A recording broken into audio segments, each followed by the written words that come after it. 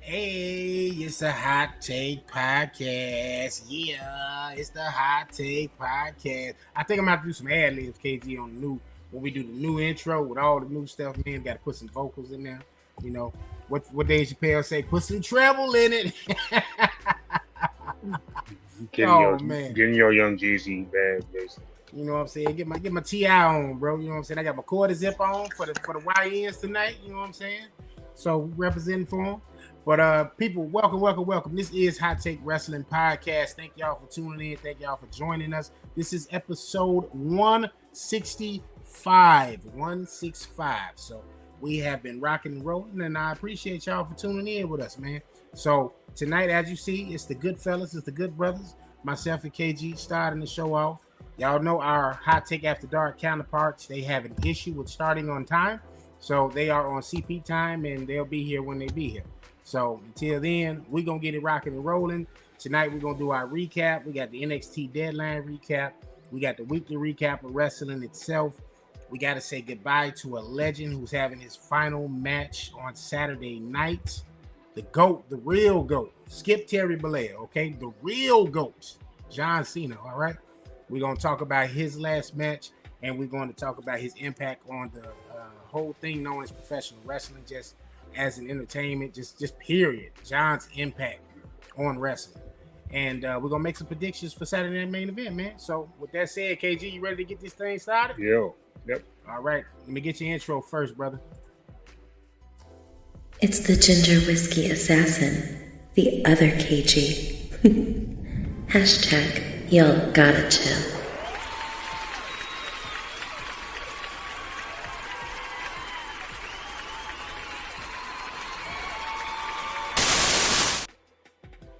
Talk to the people, KG.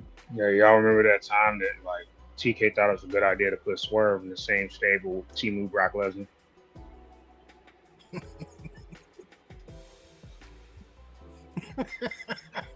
Oh man, we saw where that went. Oh man. Then they had that other random dude there, like tattoos on his face. Talk about dark time. Talk about hard times. Talk about hard times. Trying to recreate Hit Row on the level. All right, man. Let me get my intro and then we're gonna get it going.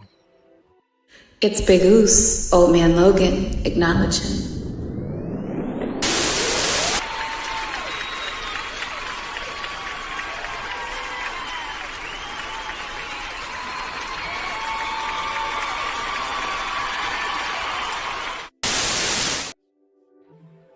People, you know why I'm here, okay? I'm here to kick ass and chew bubblegum, and I'm all out of bubblegum, all right? So all I got to say is this right here. Bam! Make sure y'all are following us on social media. TikTok, Hot Take Wrestling. At Instagram, Hot Take Wrestling. On Twitter or X, Wrestling Take. Twitch, Hot Take Wrestling Podcast. On NMG TV, on YouTube. We are NMG TV. You can find all of our stuff, as well as my podcast, Boulevard Ave Radio, as well as Homies on Film, as well as my alumni podcast, Chauvinist Pigs. You can also find podcasts that I was producing, Dondi and Devereaux, Woman to Woman, just so many of them, man. So go over there and check out what NMG Podcast Network has to offer. All right. That being said, KG, let's go ahead, brother, and we're going to jump right into the weekly recap. And now, your week in review. So I guess Solo and Brian Breaker done caught the memo from the Street Profits about telling people they want to smoke, because Solo was getting real spicy on Friday, man. He said, what's once was his is now yours, will be mine. You don't deserve the last name Wyatt. All I have to do to take everything away from you was Bo Lee. I said, all right, brother. Yeah. But I think he's one of the more underrated talkers, honestly. Consistency. I think people had a problem with the whole thing because, we had saw the Bloodline run everything on SmackDown for years. I think maybe that's probably why the problem that some people have with Solo getting that push. I think he's been doing a hell of a job as a leader in NFTs though. So maybe the push is just premature, but they kind of needed to close the chapter of that bloodline. So it made sense that they did that since they wanted to turn them off babyface anyway. But with that being said, too, Gunther has just had crazy high quality matches in this last time is now tournament. I think all of them will be at least 4-star caliber matches. But from the one with Javon Evans, Carmelo Hayes, to the one with Solo, and the one with LA Knight too, the hell of a match on Friday night. So, you know, a lot of people were disappointed. I heard that YouTube there was a lot of dislikes on that video. Mhm. I'm fine with it because the thing is, yeah, it would have meant more for LA Knight to be in that position, facing for his last match. It would have showed a commitment to pushing him and potentially having him get over that hump. But I don't think Cena's winning his last match. And unless they had plans to turn LA Knight heel, some fans might take that the wrong way. Damn, you retired John Cena. You don't know if that could potentially end the heat, some type of backlash from fans, because fans are so fickle at times. Mhm. I like how we always get into that aspect of talking about people who are faces or tweeners. Jade, basically, it didn't seem like she really has a character right now in terms of what she is defined as. And that's fine with that because you can just go around, even though they call Lash Legend of Bougie Billy, just kind of the vibe she's giving, basically. She's just running roughshod in the women's division. So everybody's catching strays, you know, Chelsea Green and Alba Fire to Beach Him. It looks like she's going to try to step up next in BFAB. So in the women's tag team division, you had everybody's hunting for those titles right now. You had Lash Legend and Nia Jax stand tall on SmackDown after previously on Monday you had Judgment Day standing tall. I thought that was interesting that Raquel's actually the one that's going to go after the world title, and Liv and Roxanne are going to go after the tag title. I thought they said that on Raw. So Mhm. I'm running if this starts to end the cracks of the Judgment Day. I feel like they're going to get cracked from the inside out type thing. I don't know if they're going to stay together, but I think that's a sign though, because everybody expected Liv to go for the world title. So I don't know if she's going to start sabotaging the group itself. We'll see what they go with that direction for sure. The masked man is going everywhere, whoever this guy is. Now, we here at Hot Take, we're not going to get as in depth as, you know, No Diddy, but people, I saw somebody was posting a video. I think one of the streamers, she was posting videos, says, y'all doing too much. She was like, people was looking at the man's cheeks, like, all right, y'all got to relax now. I'm worried about his height. They're trying to figure out, like, why is y'all, what's going on? It's not that deep. Pause, bro. But I'm thinking it's Tez. His mannerisms look too much like Montez Ford, this mystery attacker. Or like I said, once this reveal happens, it could just be somebody that's not even doing the attacks right now. Could just be one of those situations where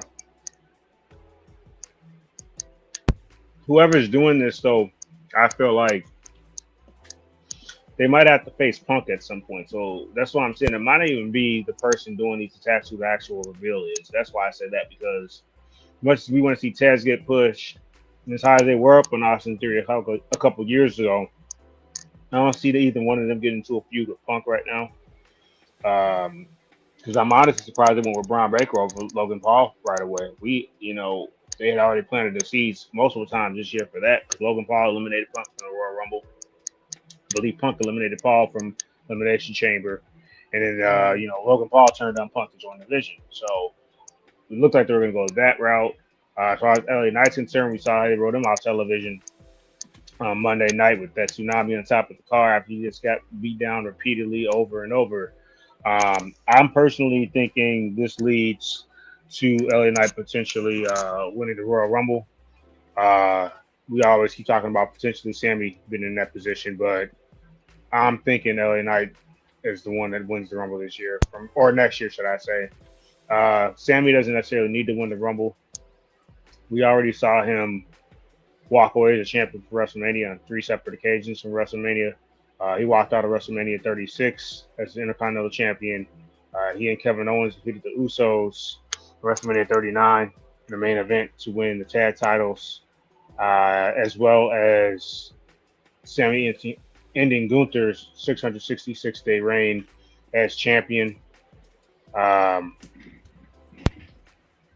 so yeah, it's just one of those things where I don't think Sammy has to necessarily win the Rumble to get his world title match at WrestleMania. I think this is going to LA Knight, and I think those seeds being planted on Monday. Ride him on TV for a little while, let him come back Mhm. to a huge pop, have him win the Rumble, and potentially face whichever heel is a champion on either brand type thing.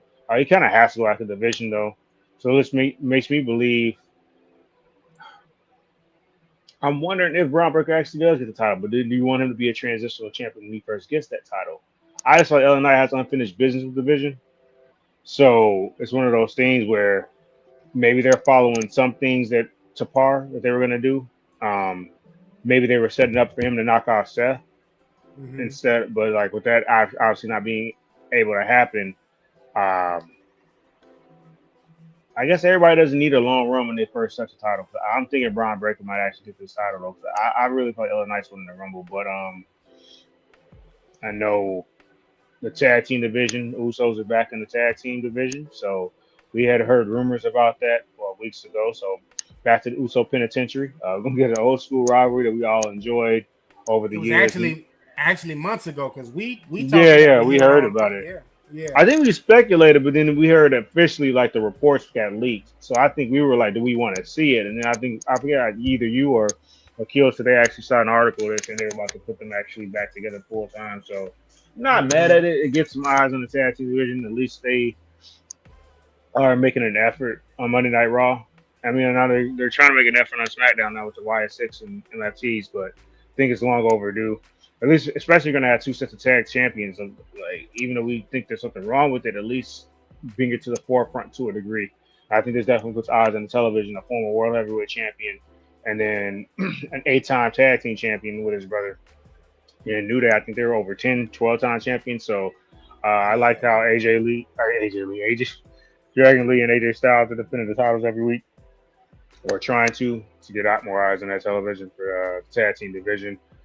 Um, like I said, I'm wondering and I don't think this WrestleMania commercials necessarily mean we're going to see. I think two of those people, if anything, I think we'll get Brock and Punk possibly.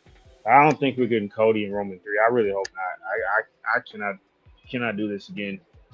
I mean, this is not Rock Austin. I think that story. I think when he finished his story, that should have been enough. I'm done with that. Like, let's move on. I don't need to see that. But with that being said, I don't even know if Cody walks in the championship. I really feel like Drew's about to get the championship. Um, just the way they're setting this up. Cody's like losing Mhm. his cool. He ain't crashing out like Jay, flipping over the prime bottle. But Cody cut that heated promo on SmackDown. Said he wants to Crash out cycle. Cody. Yeah, basically. So COC. So I see the Continental Classic is going on AEW. I didn't get a chance to watch Winter is Coming yet, so I'll probably take a look at that over the next few days, if not tomorrow. The Continental Classic has been really good. They had some great standout matches. Kyle Fletcher, I think he's leading the Gold League with 6 points. At one point he was. I'm not sure what the standings are right now. But him and Kevin Knight had a hell of a match last week on Dynamite, so we get a chance to go back and watch that. I'm a little surprised they went with two babyface teams for the women's tag team championships with Babes of Wrath and then the Loveless Time Bombs. I could have sworn they're either going to go with one of those two teams, but because I thought Shafir and Megan Bain were going to be on the opposite end. I know they were a makeshift tag team, and nothing wrong with two teams that are both over going for the titles, but I just thought it was just that's the route they were going to go. Now that being Mhm. said, I'm not sure who won because I'm not sure if they are doing the title match tonight or I think they are because if they I don't think they're going to push it back all the way to World's End. Mhm. I would assume they're not. I would personally like the Babes of Wrath to get it. Love Tony Storm, but just because you move down the card don't mean you got to get another championship. Like I get it, she's drawing money for them, but they're gonna have to start experimenting with new people in these situations. No different than when Heyman dropped the title to Samoa Joe. I thought they dropped the ball with that because Kyle Fletcher, I think, potentially is ready to be in that spot. So I Mhm. just wouldn't have had him go after the title that early. because I figured he wasn't going to walk away as a double champion. I'm not saying we'll never see a double, because Joe's a double champion right now, but I should say I'm not going to say we will never see a double champion, 2 single titles in AEW, but obviously you got Mercedes Moné doing it, but I don't think she has any two that are officially like AEW branded.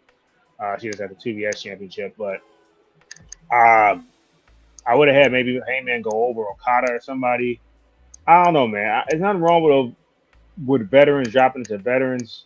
But like I said, it's been a while. I think since Swerve was like the last time somebody touched the world title, there was never a world champion in a major promotion. So, because after that, Swerve dropped it to Danielson. Obviously, he's been in the main event of WrestleMania 30. He's like 5-6 time world champion, and he dropped it to Mox. Mox dropped it to Heyman. And with that story being told, such a great story, it's like if it was gonna be a veteran, to me, it should have been like a Bobby Lashley then. Somebody that ain't touched the title then. I don't know. But, and don't get me wrong, Joe is great. Consistently one of the best talkers they have right now. Still can go in the ring when given the right opponent. And not even just given the right opponent, just given the right story to tell in a sense. I know he's defending the title night against Eddie Kingston. So that's all I have for the recap. If you want to give any feedback or go over NXT Deadline, because I only caught the results of that. I didn't really get a chance to watch any of Deadline. So yeah, so I'm gonna give the people the NXT Deadline results real quick. I want to let them know if you're on Facebook, good people, we are building a community chat on Facebook for Hot Take Wrestling Podcast and Hot Take After Dark. So all you got to do is when you go in the group section on Facebook, look up Hot Take Community Chat, and you'll see the Hot Take Wrestling Podcast logo. Go ahead and request to be a part of the group. There, we're going to congregate. We're going to talk about wrestling. You know what I mean? Monday Night Raw, NXT on Tuesday, Dynamite on Wednesday. Thursday, I think you get both TNA and Collision. Or is Collision back on Saturday? No, Collision's always only time Collision's on Saturday or not on Saturday is if if there are pay-per-views on a Saturday. If TNT has something lined up like sports-wise, right. Yeah, that's their only nights they're not on Saturday. Okay. Yeah. All right. So we're gonna try the goal here is to make sure we can maybe start doing a watch party thing where we kind of just get there, congregate, talk about the matches as they're going, talk about some of our fantasy matchups, talk about why we like wrestling, why we still watching wrestling to this day. Some of us are OG wrestling fans, so we have a community on Instagram, but we can make it so much bigger, so much larger in the world of Facebook. So make sure y'all tune in on there. Make sure y'all add, and let's have a blast, man. And we got a couple of comments while KG was discussing some things, giving us the weekly recap. Let me go ahead and start with this one right here from Wrestle Faith. She says, Talofa. I hope I pronounced that correctly. She said, first time watching, but have heard great things. Thank you for checking us out, Wrestle Faith. All right, let's see what else we got here. We got Jonathan. I'm just going to say Jonathan. John Cena is an undisputed GOAT, and WWE doesn't have the financial gains and new connections they made without Cena, who became the franchise guy for almost 2+ decades and carried the torch. Absolutely, Jonathan. Completely agree.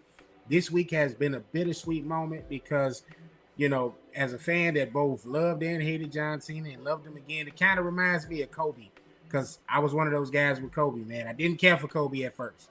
Then Kobe came back with the number 24, and he was just dominating, and I just love Kobe. I love that Mamba mentality, and when he, retired, it was bittersweet. So very, very similar emotions going on right now with John Cena retiring. But yeah, man, the GOAT, period. I don't think it's up for discussion at all. Terry Bollea, Ric Flair, and them, yeah, they set the table, but he came and was the table.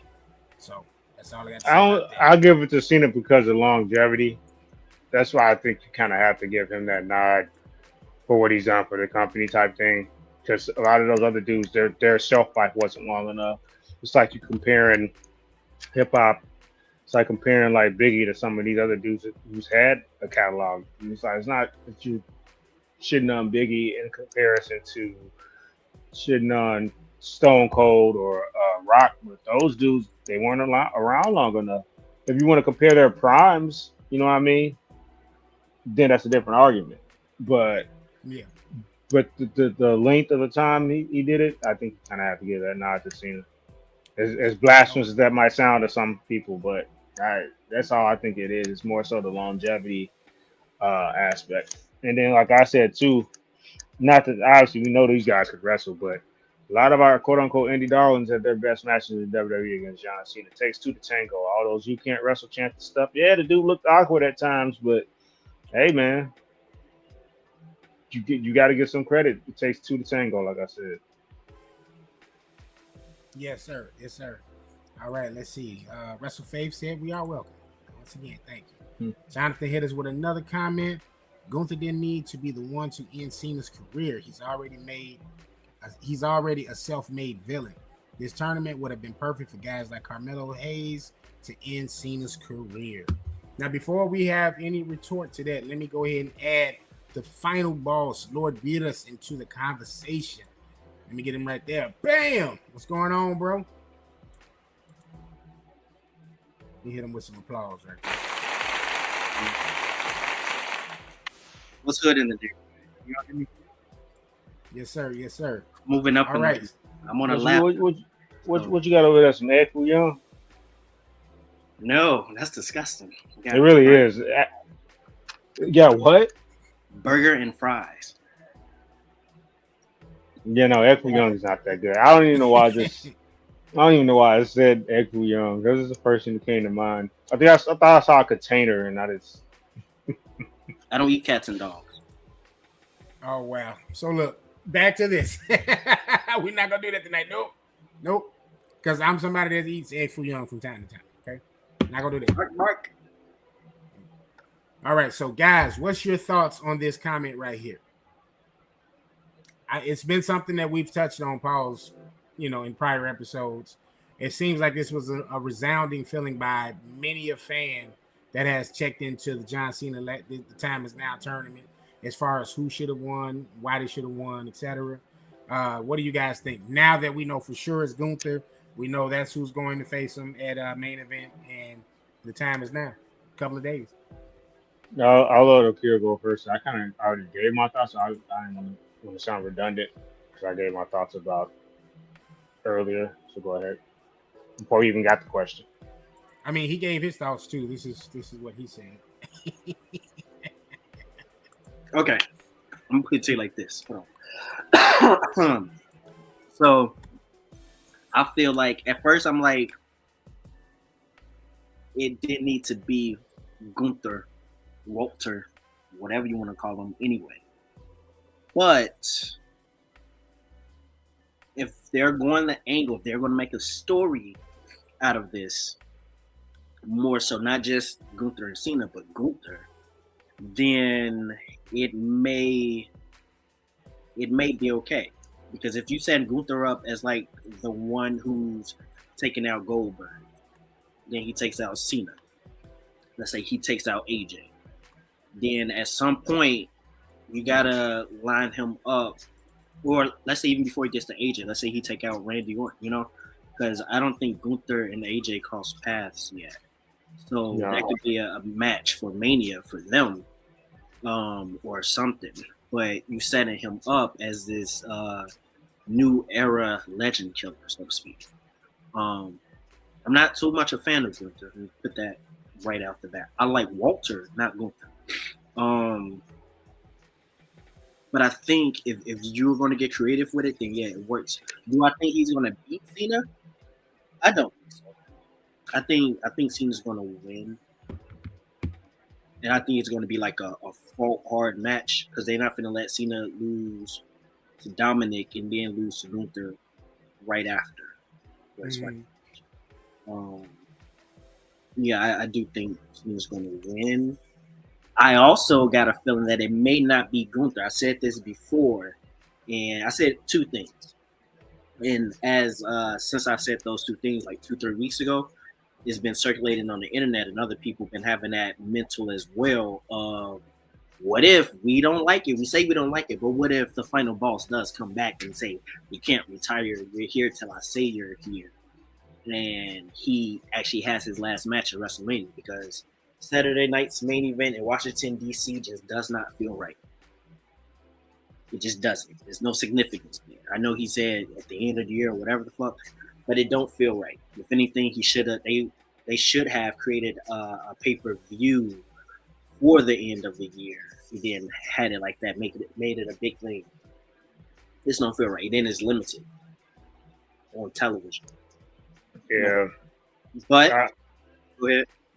No, go ahead.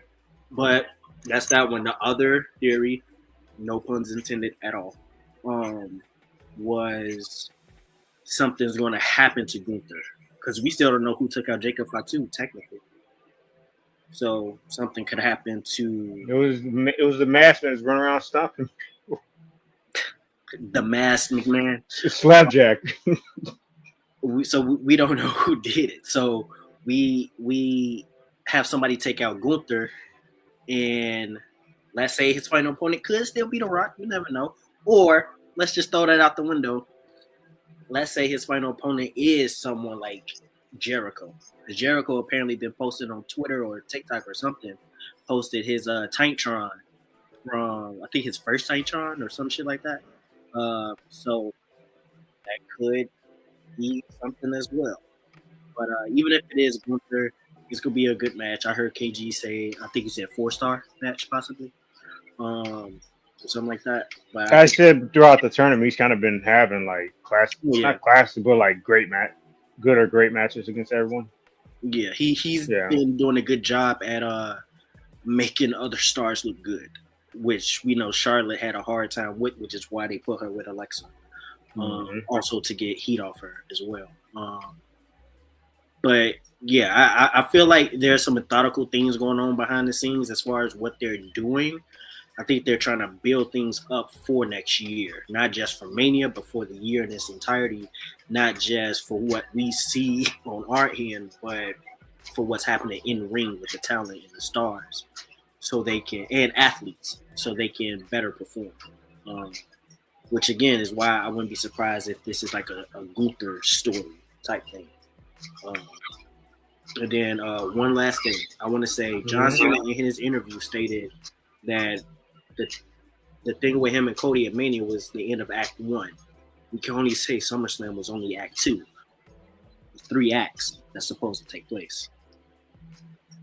So this right here is Act 2. When's the third act happening? I digress.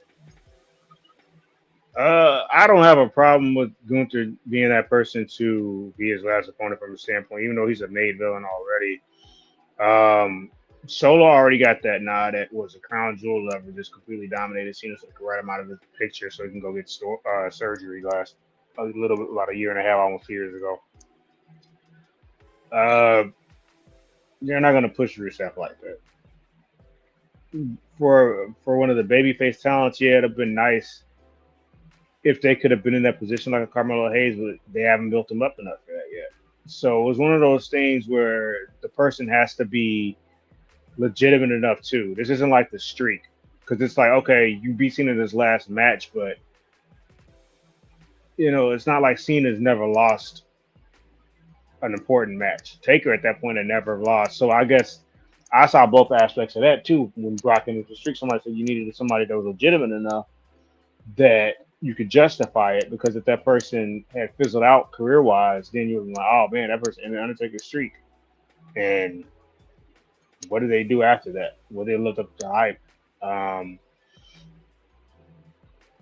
fine with it too, because Cena basically said he wants to go out kind of on his terms, and once he said he can't keep up anymore, he wants to be out of the door type thing. I mean, if Gunther can't, I mean, we saw a damn near 5-star match, because that SummerSlam match made up for that trash at WrestleMania, him and Cody. I don't even care what New Japan God gave it, but it was a damn near 5-star match at SummerSlam, that street fight. So it's one of those things that Cena wants to go out on his terms with a talent that he knows is going to have a quality match against, that he knows he's going to be the favorite. That's another thing too. Like I said earlier, even though I know Hill's not the biggest fan of LA Knight, if you want that dude to be one of your stars as a babyface, I mean, the company, you don't really want him getting booed. That's how I look at it too. They just turned Carmelo Hayes babyface, so that's another thing. So fans can kind of be indifferent. You want that reaction too. You want that definitive reaction for both talents going into this match. And as much as I like Carmelo Hayes, it ain't there yet. He's had some times when the crowd was for him. He had some "Let's Go Mellow" chants, I believe, against Gunther, and I also believe against Bronson Reed. But you got to bring up that equity for that to happen. It's just too soon. I'm not saying Melo won't ever be a star, but right now that's too soon to put him in that spot. They haven't built him up enough yet. He hasn't done anything. The only other option was Penta, and he injured himself. So Yeah. in terms of who you would have. Yeah. So look, we got plenty of comments, right? I want to run through these comments right quick.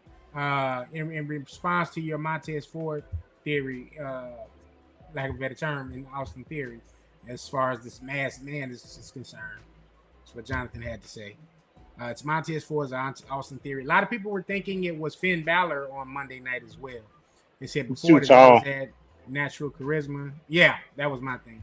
Unless they're going to switch the... Yeah. That was totally Montez at War Games. That was Montez at War Games. The guy was too agile. He was very fast going up the cage. And there was a crowd picture where the guy caught like a full frontal of the guy in all black, and from the eyes you could tell it was Montez. Yeah.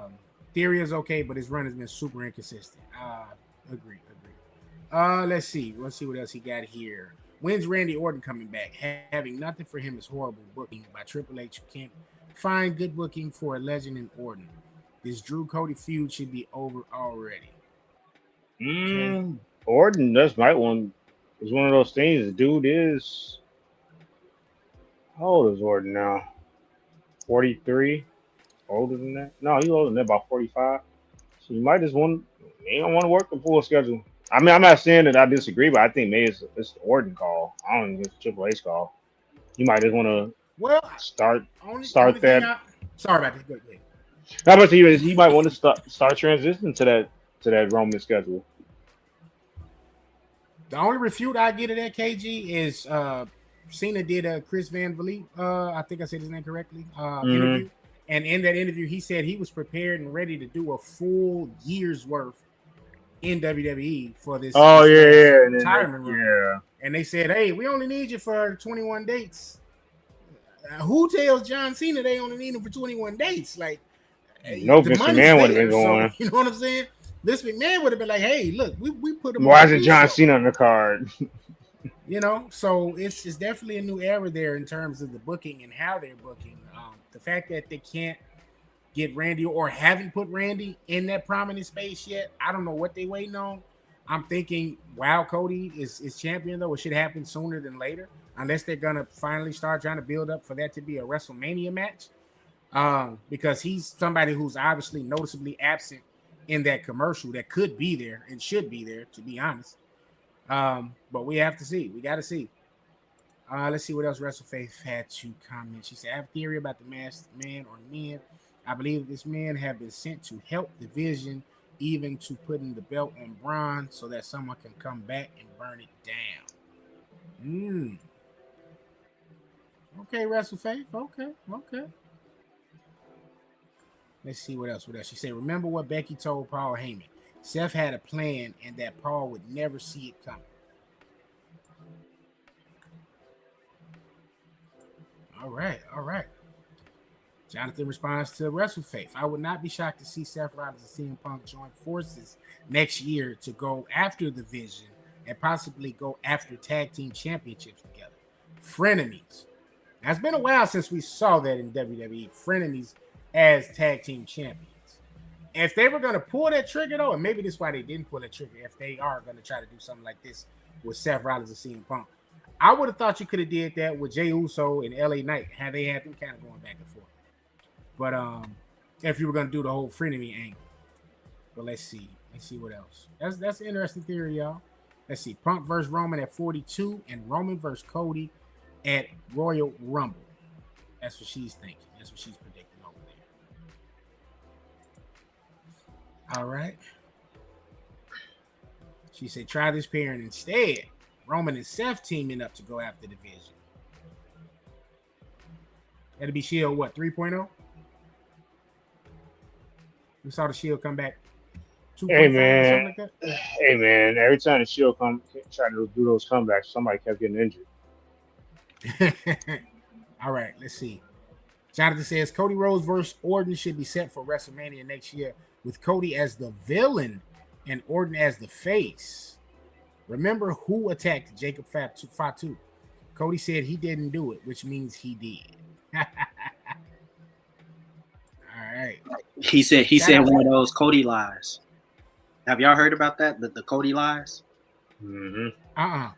So Cody has this thing where when he tells stories about stuff that he's lying. He exaggerates the story to the umpteenth degree, and everybody backstage or whatever, they like, oh, it's a Cody lie, and he actually said it himself before. He did it with Owens, he did it with Orton, he did it with Lynch, I believe. He did it with Becky Lynch and a handful of people. But yeah, Cody lies. He lies. Well, yeah, some of that booking. What you was gonna say? I was about to say some of that booking Cody makes 0 sense at times, and then he gets the backlash.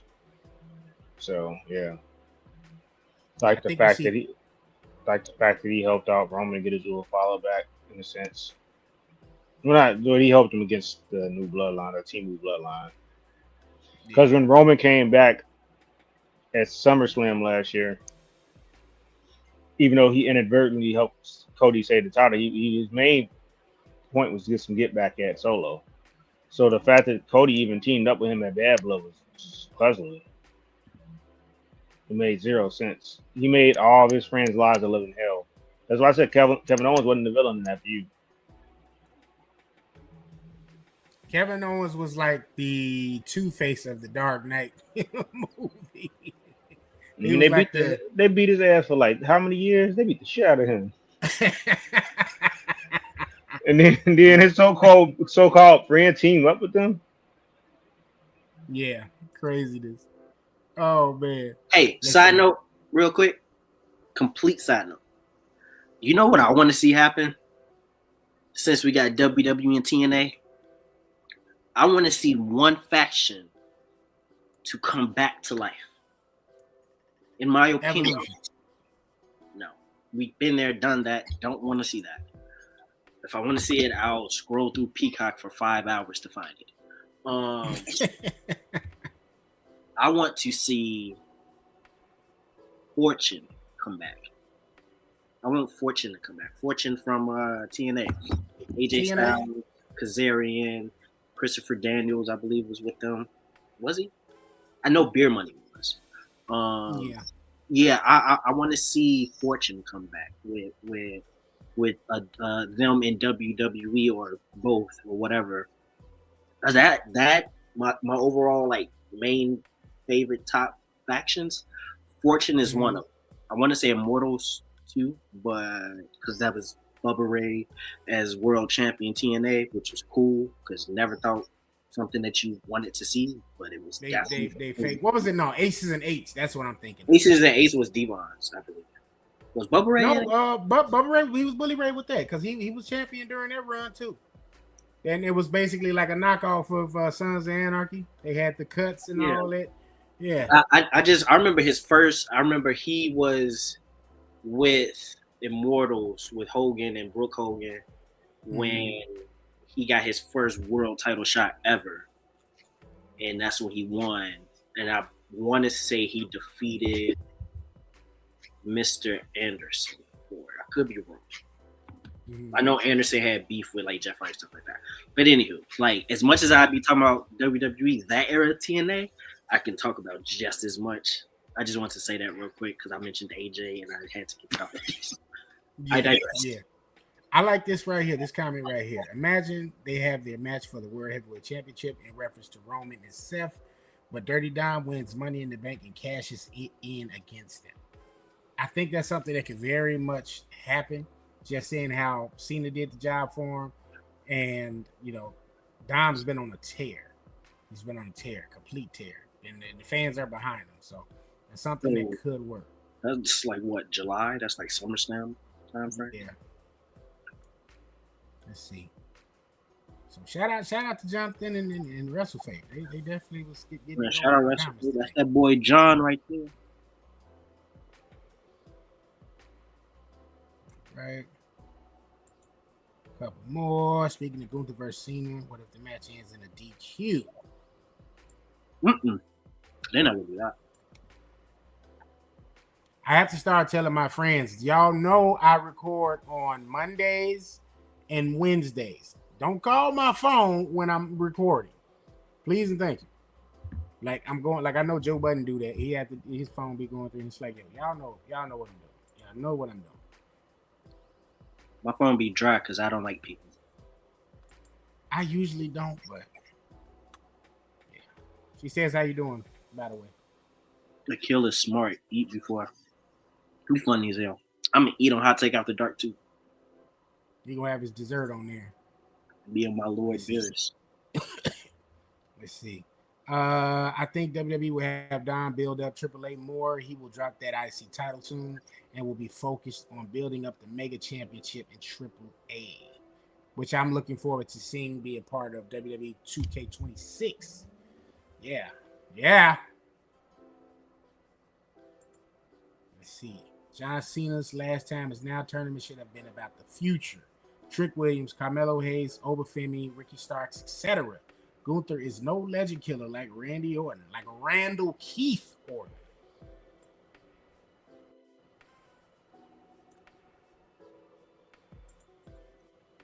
To kind of piggyback on what Akil been saying.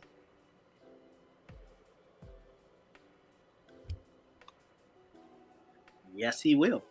And you know what? John Cena and The Rock were just interacting on the social medias not even a few hours ago. And Cena posted the image of The Rock in a smashing machine. And The Rock commented on there saying, I'm on my laptop now. I should pull it up on my phone so I can read it, but that's too much work. He said, thank you, brother. Thank you, brother, Tone. And he was giving him love and respect and admiration. And you are the GOAT. You are John Cena. But he's his GOAT because The Rock is the shepherd. So, yeah. We gonna see what shakes up on Saturday. I got me a John Cena shirt. I'm gonna be rocking that that day. So I should have ordered me one for Saturday. Speaking of Saturday, before we continue. Oh yes, Bam! Yes, it'll work. Look at me. I did something. I did a thing. Oh my God, I'm so proud of you. We have I'm not gonna cry. We have The Last Time Is Now, John Cena Final Match Watch Party, taking place December 13th at Tata's Tacos this Saturday. This is it's gonna be a crazy one. Shout out to Tata's. It's on their page as well. It's on the Hot Take page also. Links are in our stories. If you don't see it, then we will send you the link if you ask for it. I will actually drop the link in this chat as well for tickets. The promo code is HTWP for Hot Take Wrestling Pod and HTAD for Hot Take After Dark. Or just use the promo. No, it's just those two. Never mind. Those are the promo codes to get monies off the tickets. As you can see, it's $30 at the door if you do not get your tickets through Eventbrite. Come through, rock with us, hang with us, cry with us even. It's probably the second time people see grown men cry outside of Kofi Kingston winning the WWE Championship. Because I don't think nobody cried when Undertaker lost the streak to Brock or Roman. Maybe they cried when he lost it to Roman, but not for the reason you may think. But yeah, come through, hang with us. This could be a good, fun time. Again, shout out to Tata, shout out to the affiliation, and shout out to Hot Take and Hot Take After Dark. Get your tickets. Come through. Have a good cry. I'm crying. Yeah. All right. Now back to the show. That boy good. That boy good. I did a thing. I'm so proud of me. Here's one for you, Akil. You know what? I thought about that. That was in my head, but it ain't gonna work because David Otunga.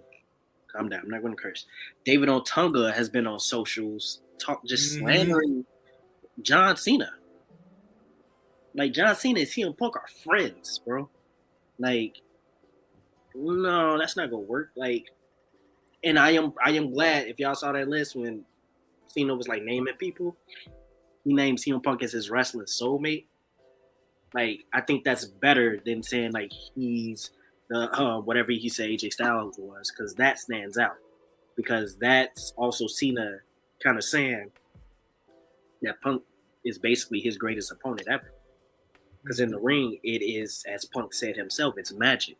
And but yeah, CM Punk bringing back something or having something, maybe. Listen. Would it make more sense if he's going to bring something back, right? Would it make more sense to bring back Straight Edge Society as opposed to Nexus or New Nexus as it was called when he was there? Was more of a fuck you to everybody. I'm better than you. Straight Edge means I'm better than you. That's how I became Straight Edge, by seeing the Straight Edge Society. Not just because thinking I'm better than people, because I don't think that, but for the sake of the sake, at the time, I had to adapt that in order to not drink, do drugs, and smoke and all that type of shit. And I was in high school in Straight Edge Society. But yeah, Straight Edge Society is more of a heel. I can't see it. I can see it working in a different angle, but you don't want to touch that. And the way Punk operates, he's not going to want to go back and pull out something just to get the crowd going, or he doesn't need to do that. Literally, he's the one man in this company where he can get off just by them saying his name. You know, like he literally says, and his name is, and they just say CM Punk, and he cannot say nothing, and they say CM. He cannot be there, and they say CM. So I don't think he wasn't there for 10 years, and they were saying it. For 10 years. They said CM Punk and AJ Lee, like the only two names that were said consistently that round. Yeah. But yeah, I don't see Punk actually making a faction again, though. I could see him doing an alliance. The only faction he's in is his marriage, and that's good enough for him. He's not there to make friends. He's there to make money, but he's made a lot of friends. I'm just saying. But yeah.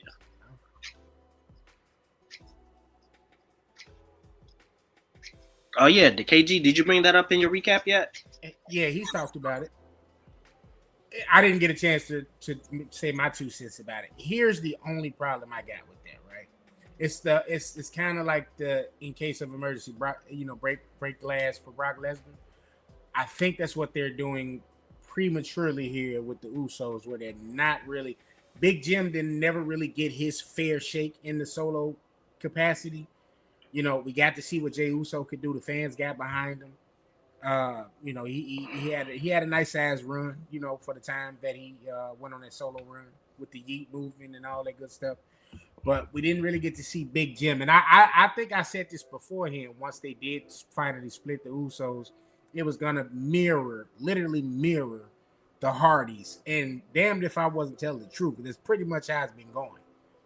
Jeff was the star, and Matt was like the afterthought. And that's what Big Jim is right now.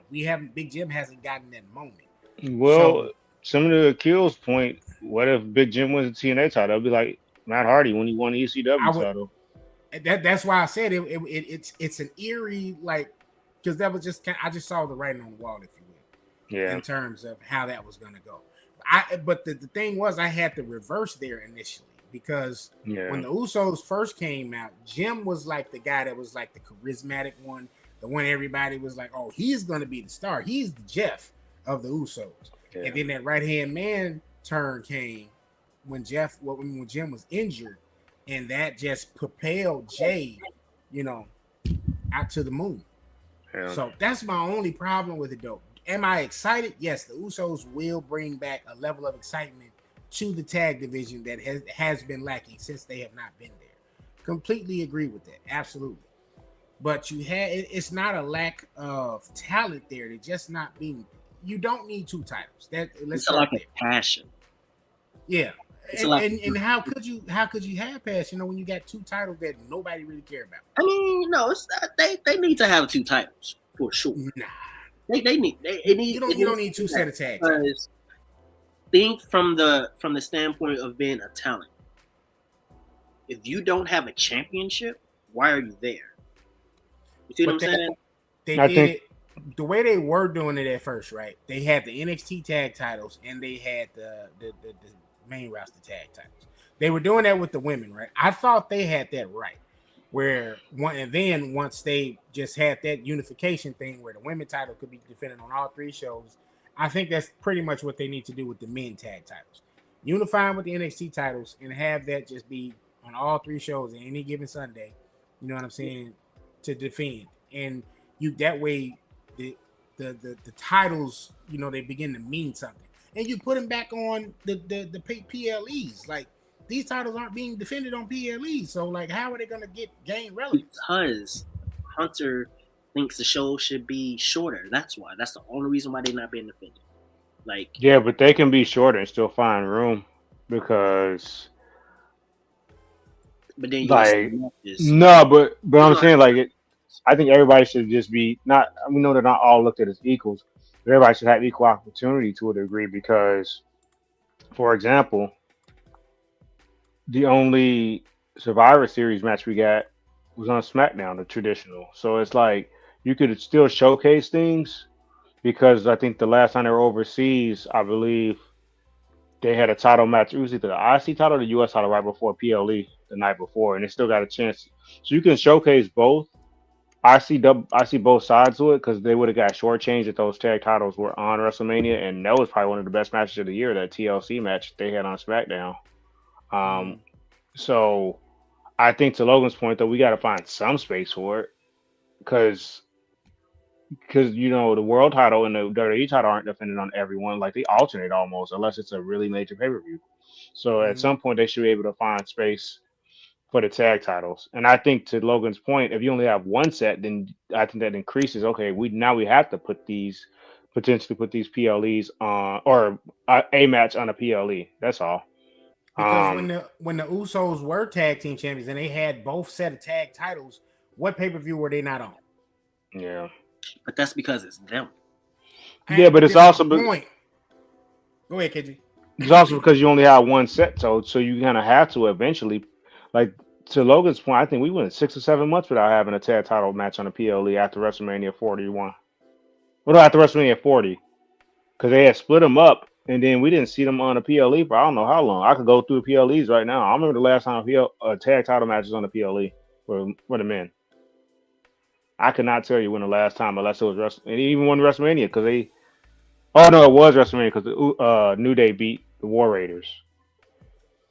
I think that might have been the last time tag titles was on the PLE. Feel like and that WrestleMania don't count, kind of though. I mean, everybody kind of got to get on WrestleMania.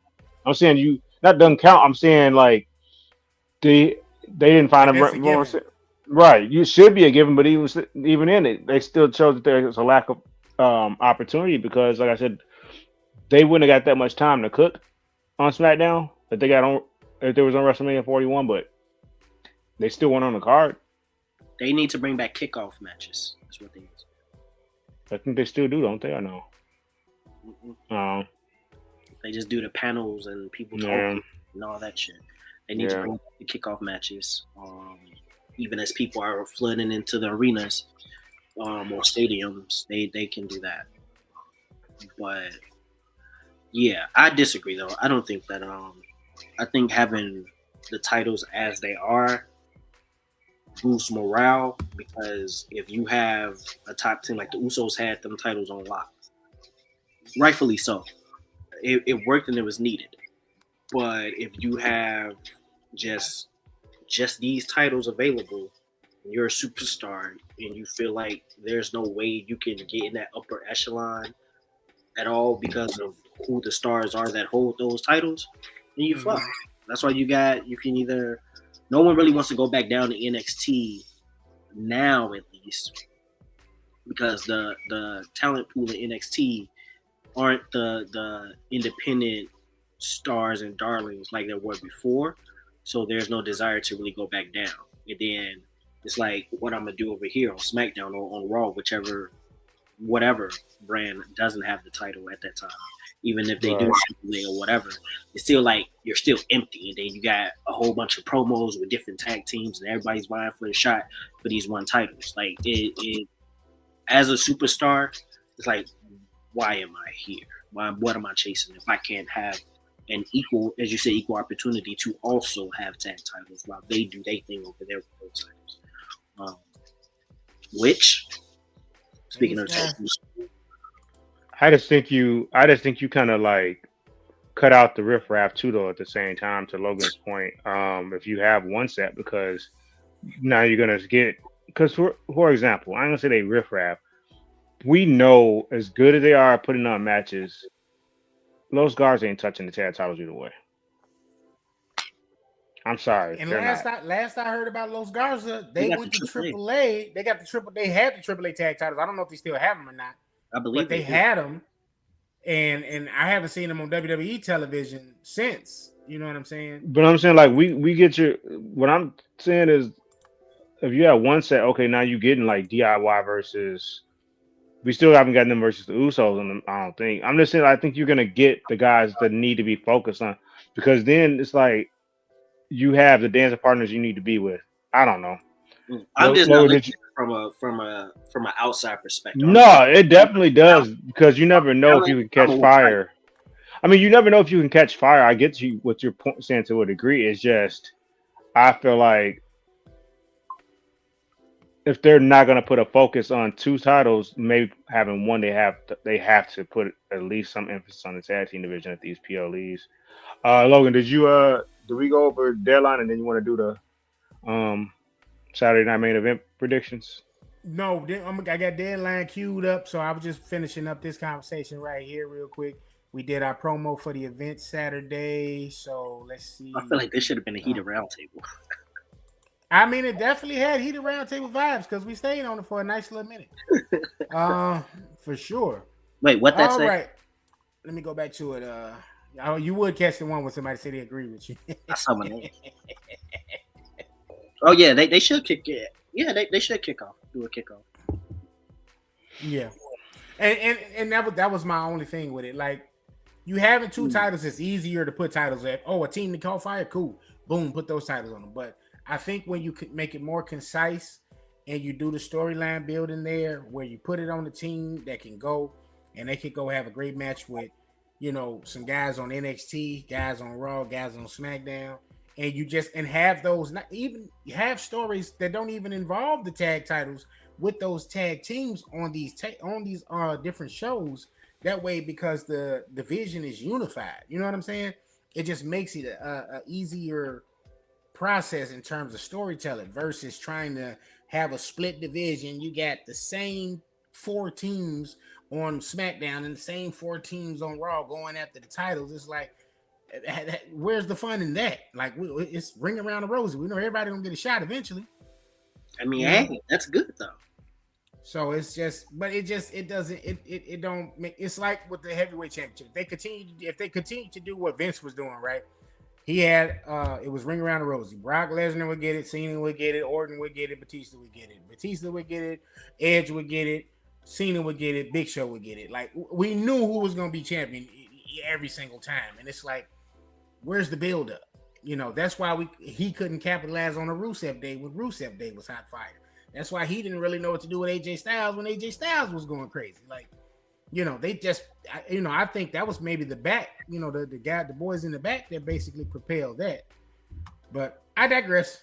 It's going back into the I feel like it's moving pieces. It's like having to be able to, how do you take this story and this character and get them into this arc?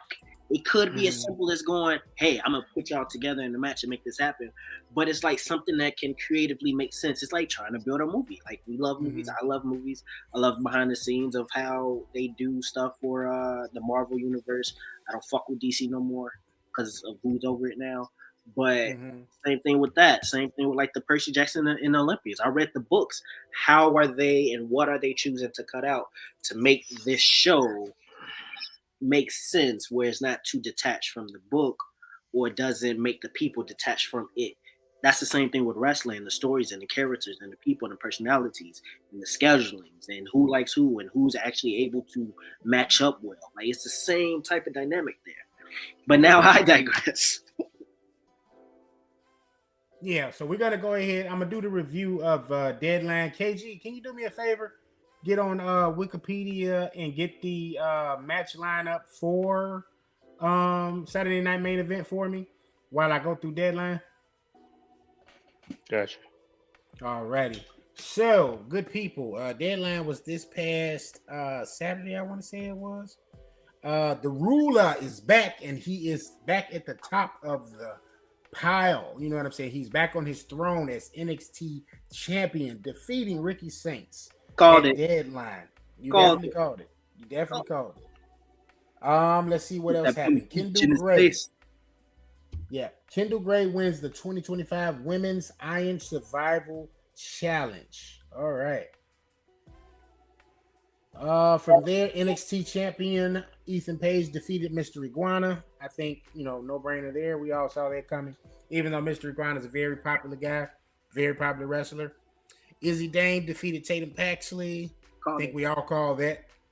Javon Evans won the men's 2025 Iron Survivor Challenge. And he called his shot on NXT this past Tuesday and lost because of Ricky Stanks. And we also had a returning Tony D'Angelo at NXT Deadline who attacked Javon Evans. So, yes, I had goosebumps. Yeah. Oba had goosebumps.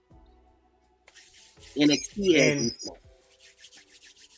In real time, we're going to spoil this for some people, but real time, Samoa Joe just retained the AEW Championship against Eddie Kingston on Dynamite during Winter is Coming.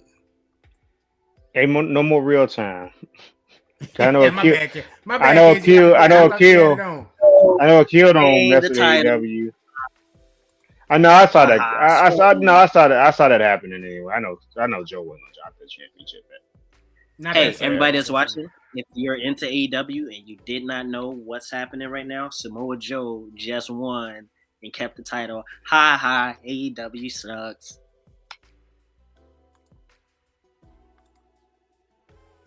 All right. This guy, man. All right, so from here, good people, we are getting ready to make our picks for WWE Saturday Night Main Event. The time is now. The final match of John Cena, or is it? They do the Dr. Evil there. It's happening this Saturday. It's going to be on Peacock. Once again, you can come see the Good Brothers. The Good Brothers, December 13th. We will be at Tata's. Y'all can come and watch it with us. We will be there to kiss babies, shake hands, take pictures, make awkward gestures like suck it, and just talk wrestling. Like you can exchange social media information with us and give us some of your hot take wrestling takes, or if you're feeling, frisky, you can, I guess, tell us some of your hot take after dark stuff too. So why the John Cena match is happening? Like, hey, dude, sometimes I like to. Whoa, I'm trying to cry here. Like, jeez. Yeah, just wait, right? Just wait till after the John Cena. Table it for after 9. All right, KG, you got that list, buddy? Yes, I do. All right, so got NXT talents getting a shot here. It's Sol Ruka versus Bayley. I like that placement. I like them picking and highlighting Sol Ruka there versus Bayley. Bayley's doing something great, trying to help the up and coming stars there. But as far as picking a match winner here, I'm gonna go Bayley. I'm gonna go Sol Ruka. I'll tell you why after this. after I tell you the next match or one of the next matches. You'll Okay. understand why. Kill, what's your pick?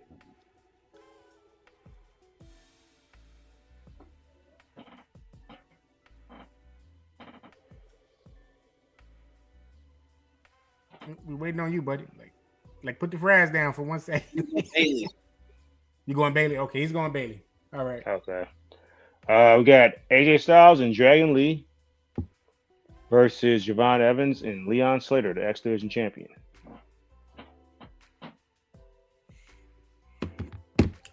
Again, a good spotlight on new talent. I don't see those titles moving off of Dragon Lee and AJ Styles right now, so I'm gonna go with the current champions, AJ and Dragon Lee. It's not a title match, is it? No. None of these are title matches. It's Oh, I just- thought this was a title. I thought that was a title match. My bad. My bad. I still take AJ Styles and Dragon Lee from the standpoint that they don't want the tag champions losing just yet, especially if they're trying to make them look strong. I think yeah. I'm going with the OGs in charge. I like it. Oba Femi versus Cody Rhodes. Oba motherfucking Femi. Sorry, I had to do that because Oba motherfucking. See, this is why I'm going with Cody. I believe there's going to be one NXT upset, and I think it's Sol Ruka because they're not consistently booking Bayley strong anymore. They kind of got her all over the place, and then she wants to uplift the talent too. Not that Cody doesn't want to, but he is the undisputed WWE champion. I'm going Cody. It'll be a great showing for Oba though. He'll probably dominate most of the match and stuff, something like that. But yeah. First off, thanks WrestleFaith for tuning in, watching us. Definitely come back. Hot Take Wednesdays at 8. All right. I agree completely with what KG said in terms of that match. I do think they're going to highlight. I don't know. I'm kind of on the fence about this one because I would have. Do you save Oba for the Rumble surprise or do you put him in this space? Because it's like, I probably would have saved him for the Rumble. That's just me. But that probably would have meant Ricky would have had to retain against Oba. But that would have kind of made it obvious too. But so yeah, I do think Oba will have a great showing, dominant showing. But I do think in the end, maybe via some interference there, because we do know of the history Ricky Saints and Cody has, So I'm going to pick Cody though. Pick Cody as the W. Yeah, I believe only 6 people pinned Cody in the last 4 years since he's been back. So, and I don't think it's going to happen in Saturday Night's main event. And that would be quite to pin and then to have the NXT champion pin the WWE champion on Saturday Night main event. That would be crazy. Yeah. That would be crazy. Not to say it can't happen. Yeah, it wouldn't be against it, but yeah, nah. It might happen down the road, but yeah. Last but not least, the time is now. Gunther versus John Cena. Main event. That's just the order he did. It's all good. Excuse me. It is the main event. That's what I'm saying. I think that might be the actual order. I'm pretty sure they might start with the women. They don't have an actual order up. But I'm saying I believe that might be the sequence of matches, give or take. Well, because there were reports that they said Cena match was going to come first. Yep. Oh, I don't know about all that. I seriously doubt they do that. Come on now. I wouldn't be surprised because they would save something for the end of the night. Well, I'm assuming that's the main event. The show is Brock. It's completely revolves around his being his last match. I seriously doubt if he goes on first. Because they can still do something at the end where everybody comes out and give him his flowers, quote unquote. And that look more awkward if he come back out like for a curtain call, especially because it's like if that happened, how many people gonna stay? I've seen this. Right. That's another thing. Some of them people might dip after that. That's live. Mm-hmm. Well, that was the report that was going around this week and last week. So, I doubt it. We'll see. But if they do, because then you'll be doing Oba. You're gonna do Oba a disservice then, whether he wins. That's what I was getting loses. ready to say. Because you would have to cut the rest of those matches. It would definitely have to be like short matches. No, I'm talking about just how many people might stick around if Cena goes on first. The whole show is broadcasted revolves around this being his last match. If he goes on first, it's only a 4-match card. People might dip by the main event. I'm just saying. So Oba Cody may have to start the show then, no? I like that. Okay, yeah, but I just don't see that. I mean, if it does, it does. I just can't see that happening. I can't see that happening. All They right. probably go Ogo Cody, then Bailey, Soul, then the tag team, and then Yeah, Cena. Yeah, but because you can't either have it that heavy toward the end. Pause. Like you gotta balance it out a little bit more than that. uh, I'm going Gunther. Oh man, this is gonna be tough, man. I want my boy to go out on top. I really do. I want Cena to get the W, but unfortunately, Trips is very high on Gunther. And it's not unfortunate. He's a beast, but I really don't want to say this, but I think Gunther's gonna walk out. I think he's gonna get the W. I think Cena's gonna do the job. I don't think he'll tap him. I think he'll probably pass out.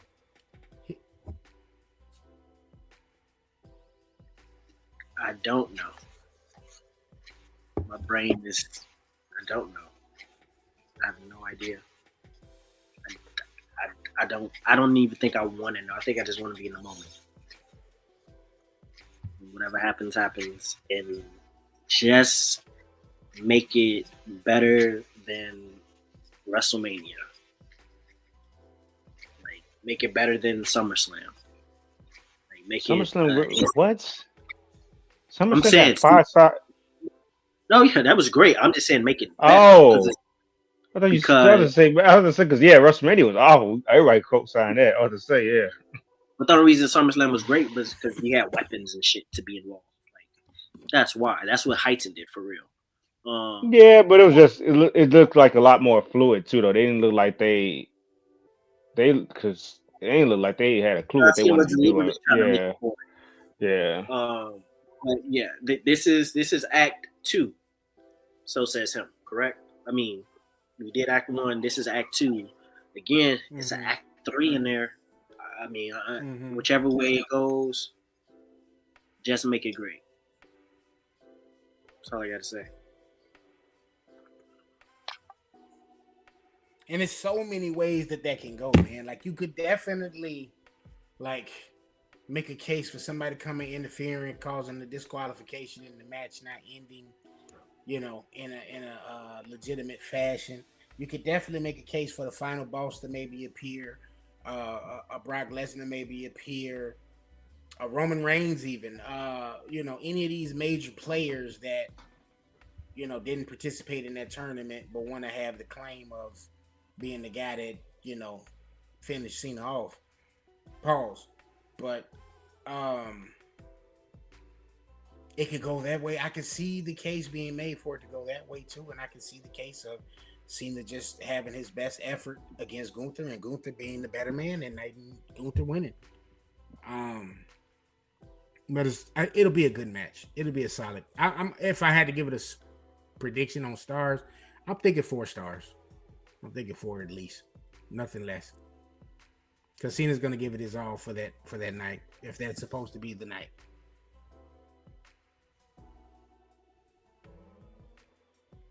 So, but we shall see. We shall see, people. One more time. Bam! December 13th at Tata's. Y'all come hang out with us. Y'all come watch the final time, the final curtain. John Cena, man, final match, watch party. So y'all tune in with us. And yeah, man, it's gonna be that. As the great Tom Hanks' Forrest Gump said, that's all I have to say about that. Gentlemen, any last thoughts before we get out of here tonight about the career of John Cena, about the man named John Cena, about him being the undisputed GOAT at this point in time?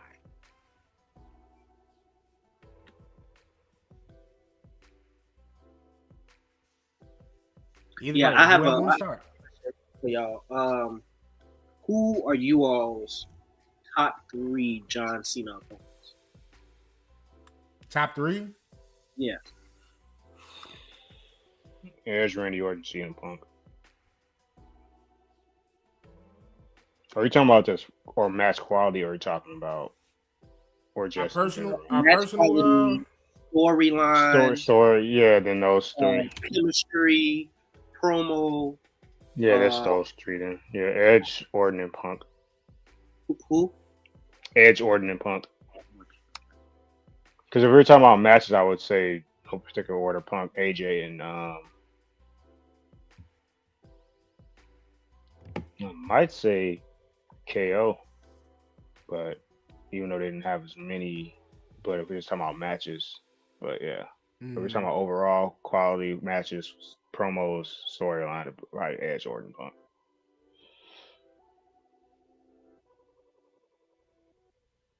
I'm gonna throw Big Dave in there. Big Dave Batista. I liked his feud with Dave a lot.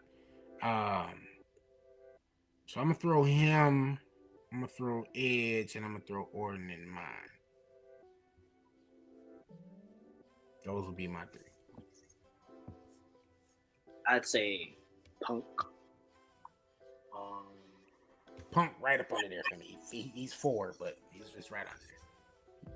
Busting through there, Paul's almost a 3, but yeah. I say Punk. I would say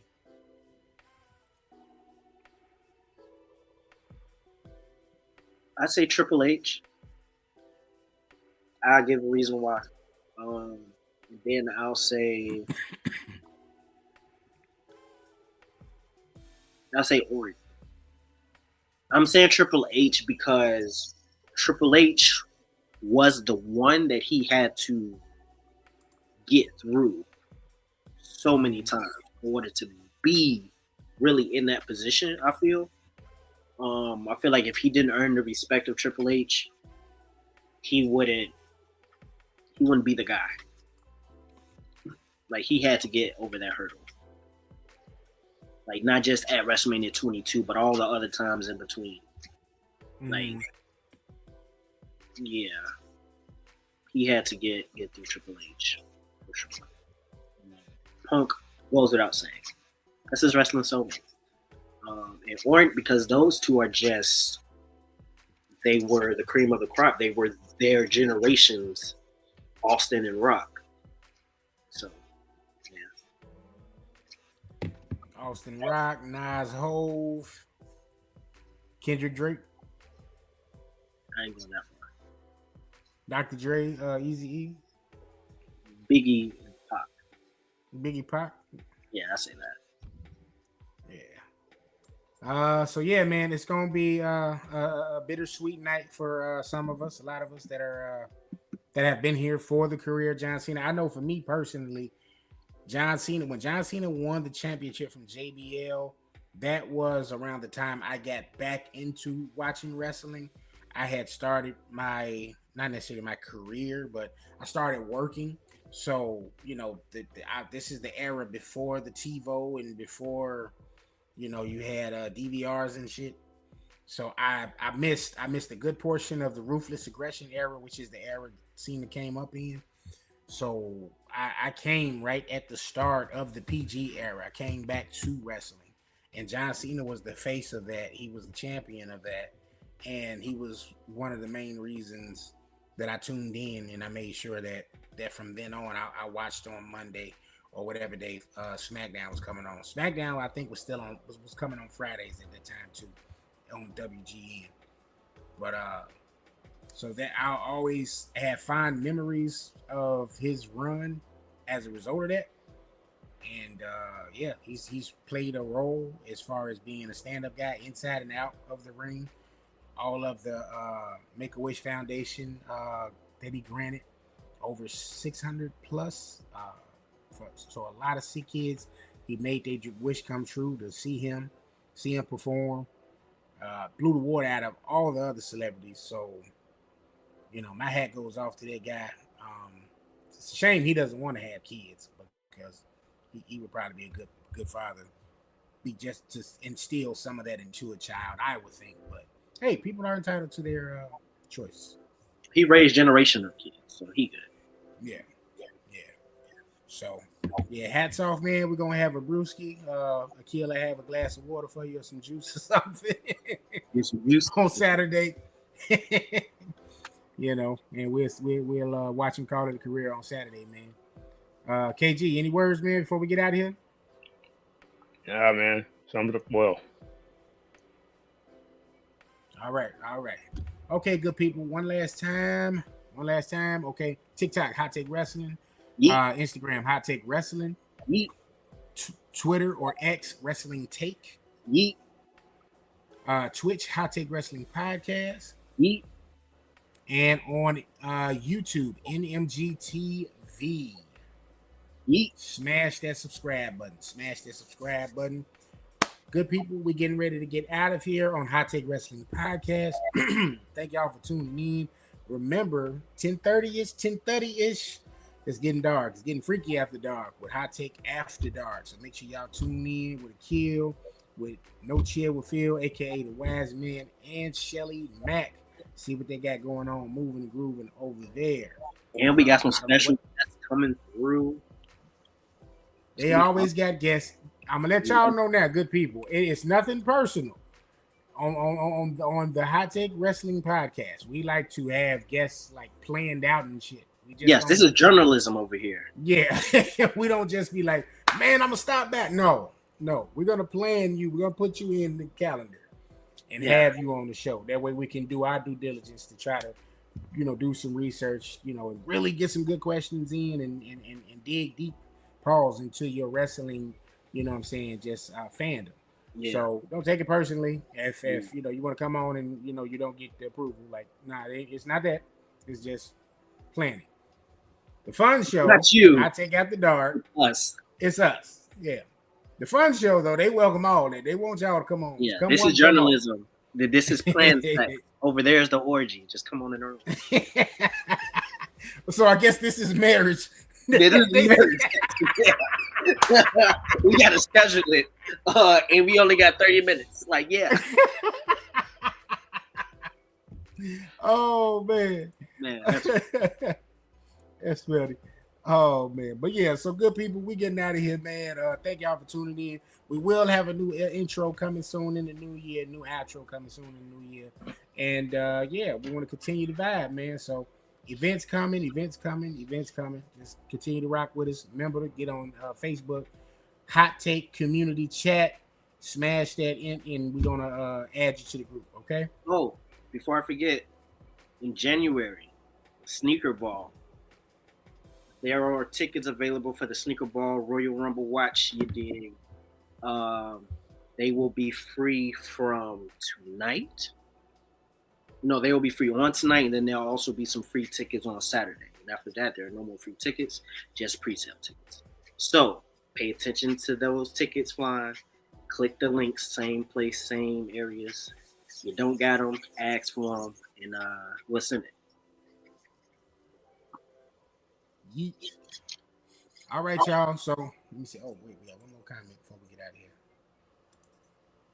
Sky Dotson, thank you for coming and watching us, sweetheart. Thank you. Make sure you check us out. 8 p.m. The party starts at 8 p.m. every Wednesday. All right. And man, it's gonna be an episode. This is episode 165, and we up out of here, man. Till next Wednesday, y'all.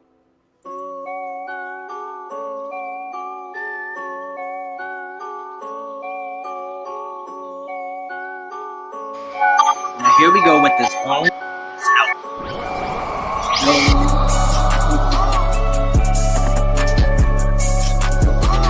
Never.